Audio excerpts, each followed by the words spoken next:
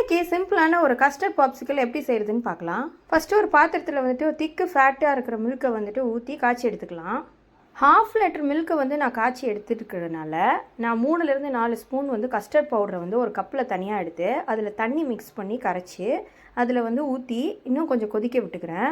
So இந்த time வந்து கொஞ்சம் திக்காகும். இந்த ஸ்டேஜில் நான் கலர் பவுடர் யூஸ் பண்ணுறதுக்கு பதில் கொஞ்சம் மஞ்சள் பொடி போட்டுக்கிறேன் கலருக்காக.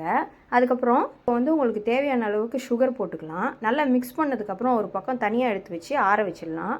இப்போது இந்த பாப்சிக்கல் பண்ணுற சிலிக்கான் பேஸை எடுத்து இந்த ஐஸ்கிரீம் ஸ்டிக்கெல்லாம் இன்சர்ட் பண்ணி ரெடி பண்ணி வச்சுக்கலாம். ஆறின பேட்டர் எல்லாத்தையும் உள்ளே ஊற்றி டெக்கரேஷன் பண்ணுறதுக்கு நான் டூட்டி ஃப்ரூட் யூஸ் பண்ணுறேன். நீங்கள் நட்ஸு ஃப்ரூட்ஸ் எதுனாலுமே உங்களுக்கு பிடிச்ச மாதிரி ஆட் பண்ணிக்கலாம்.